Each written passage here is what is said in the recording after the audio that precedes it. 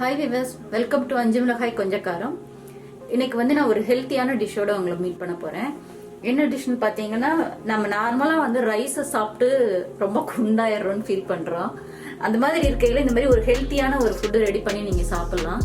இப்போ நாட்டுப்புறங்கள் எல்லாம் பார்த்தீங்கன்னா இந்த மாதிரி ஹெல்த்தியாக தான் சாப்பிட்றாங்க. ஏன்னா அவங்க வந்து சும்மா கைக்கு கிடைக்கிற காய்கறி அள்ளி போட்டு ஒரு பிசைஞ்சு ஒரு அடை மாதிரி தட்டி சாப்பிடுவாங்க. அது மாதிரி தான் இன்னைக்கு நம்ம பண்ண போறோம். என்ன பண்ணலாங்கிறத பார்க்கலாம்.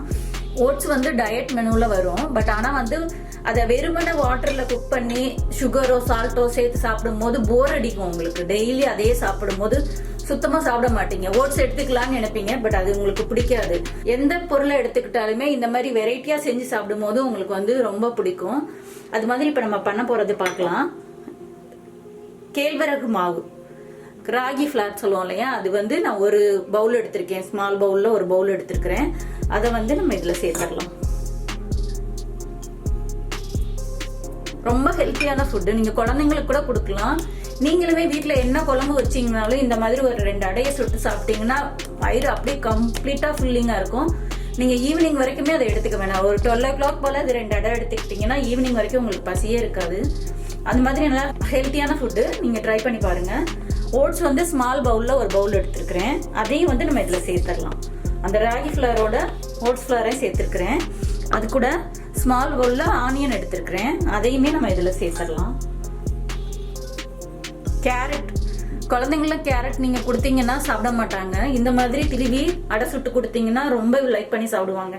நீங்கள் இதுலேயே வந்து ஆனியன் சேர்க்காம கேரட் சேர்த்து சுகர் சேர்த்து குழந்தைங்க வெல்லம் சேர்த்து நீங்க குழந்தைங்களுக்கு அடை சுட்டு கொடுத்தீங்கன்னா இன்னும் லைக் பண்ணி சாப்பிடுவாங்க. இப்ப நம்ம வந்து பெரியவங்க சாப்பிட்றதுனால நான் காரம் சேர்த்து செய்ய போறேன்.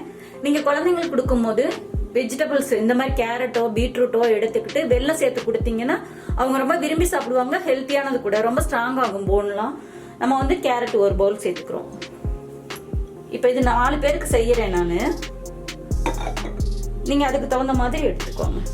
நான் வந்து கீரை எதுவும் என்கிட்ட இல்லை, அதனால நான் இதை எடுத்திருக்கிறேன். நீங்க கீரை இப்ப ஊர்ல எல்லாம் இந்தியாவில எல்லாம் பாத்தீங்கன்னா முருங்கைக்கீரை கிடைக்கும், பொன்னாங்கண்ணி கீரை கிடைக்கும், அந்த மாதிரி நிறைய கீரைங்க கிடைக்கும். சிறுகீரை, அரைக்கீரை, முளைக்கீரை, அந்த மாதிரி நிறைய கீரைங்க கிடைக்கும். அந்த கீரையை கட் பண்ணி நீங்க போடலாம். இங்க வந்து நான் கொத்தமல்லி எடுத்திருக்கிறேன். கொத்தமல்லி கொஞ்சம் எடுத்து அது கூட சேர்த்திருக்கிறேன்.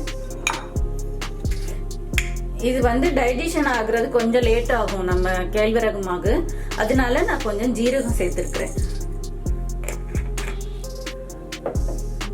இதுக்கு தேவையான சால்ட் சேர்த்துடலாம்.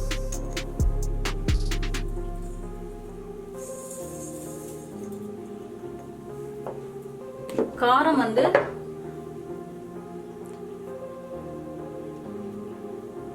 ரெண்டு டீஸ்பூன் சேர்த்திருக்கிறேன் நான். உங்க காரத்துக்கு தகுந்த மாதிரி நீங்க சேர்த்து, எனக்கு கொஞ்சம் காரம் வேணும், அதனால கொஞ்சம் காரம் சேர்த்திருக்கிறேன். இப்ப எல்லாத்தையும் நம்ம ஈவனா இதுல மிக்ஸ் பண்ணிக்கலாம். இந்த மாவு வந்து நீங்க ரெடி பண்ணி ஒரு 1/2 hour ஊறணும். ஏன்னா நம்ம ஓட்ஸ் சேர்த்திருக்கோம் இல்லையா, 1/2 hour ஊறிடுச்சுன்னா அதுக்கப்புறம் நீங்க அடை தட்டலாம். அடையோ தோசையோ எது வேணா நீங்க வறுத்துக்கலாம். பட் ஆனா இந்த கேரட்லாம் போட்டிருக்கிறதுனால அடை மாதிரி தட்டினீங்கன்னா தான் ஈஸியா வரும். கேரட் நல்லா திருவி இருக்கேன் நான் நைஸா. அது மாதிரி நீங்களும் திருவிட்டு ஈவனா நல்லா மிக்ஸ் பண்ணிட்டு கொஞ்சம் கொஞ்சமா தண்ணி சேர்த்து நம்ம இந்த மாவை பிசைய போறோம்.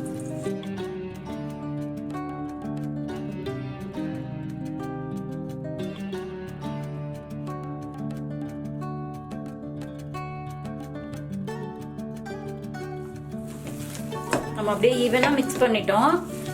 ஒரே மாதிரி மிக்ஸ் பண்ணி இந்த மாதிரி பக்குவத்துல இருக்கணும். நல்லெண்ணெய் ஊத்தி தான் நீங்க இதை செய்யணும்.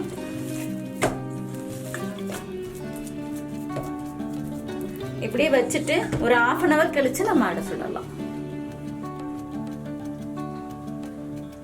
பாத்தீங்கன்னா நம்ம மாவு வந்து கொஞ்சம் தண்ணியா தான் பிசைஞ்சு வச்சிருந்தோம்.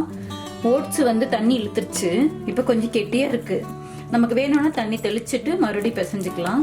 அதனால இவ்வளவு பெரிய உருண்டை எடுத்துட்டு நீங்க இதுலயே வச்சு டைரக்டா கொஞ்சம் நல்லெண்ணெய் ஊற்றிருக்கேன், ஒரு 1/2 டீஸ்பூன்.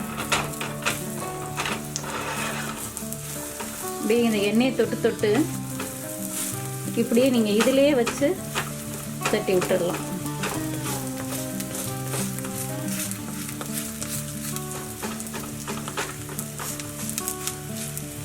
எவ்வளோக்கு எவ்வளவு மெலிசா தட்டுறீங்களோ அந்த அளவுக்கு வேகும், நல்லா நல்ல மொறுமொறுன்னு இருக்கும். நீங்க எந்த தண்ணி காய் வேணா சேர்த்துக்கலாம், ரொம்ப நல்லது, ஹெல்த்தி கூட.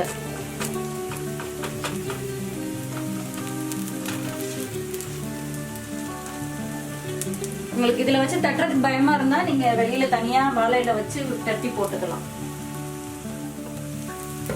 உங்களுக்கு இதுல வச்சு தட்டும் போது பயமா இருந்தா நீங்க கை சுட்டுக்காம பண்ணணும்னா வெளியில தண்ணி தட்டு ஒரு பேப்பர்லயாவது நல்லா தட்டிட்டு, பிளாஸ்டிக் பேப்பர்ல நீங்க அப்படியே எடுத்து போடலாம். நான் அது டைரக்டா அப்படி தட்டுறேன். அடுப்பை கொஞ்சம் சிம்ல வச்சுக்கோங்க,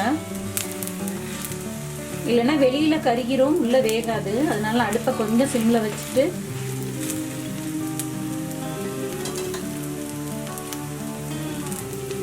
இன்னைக்கு நான் சிக்கன் குழம்பு வச்சிருக்கிறேன். பட் இந்த அடையும் சிக்கன் குழம்பு தான் நாங்கள் சாப்பிட போகிறோம்.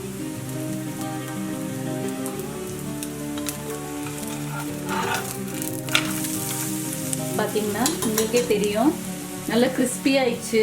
அடியில் ஃபுல்லாக அந்த ஓட்ஸ் வந்து நம்ம வாயில் அப்பப்போ மாட்டும், நல்லாயிருக்கும், அது கிரன்ச்சியாக இருக்கும் சாப்பிட்றதுக்கு. நீங்கள் கண்டிப்பாக ட்ரை பண்ணி பாருங்கள், உங்களுக்கு ரொம்ப பிடிக்கும்.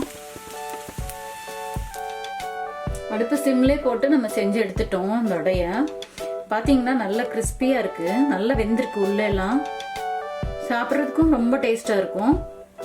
கண்டிப்பாக ட்ரை பண்ணி பாருங்கள். நான் சாப்பிட்டு பார்த்தேன், ரொம்ப டேஸ்ட்டாக இருக்குது. கண்டிப்பாக ட்ரை பண்ணி பாருங்கள், உங்களுக்கு ரொம்ப பிடிக்கும். பிடிச்சிருந்தா லைக் பண்ணுங்கள், மறக்காமல் என் சேனலை சப்ஸ்கிரைப் பண்ணுங்கள், உங்கள் ஃப்ரெண்ட்ஸ்க்கெல்லாம் ஷேர் பண்ணுங்கள். தேங்க்யூ.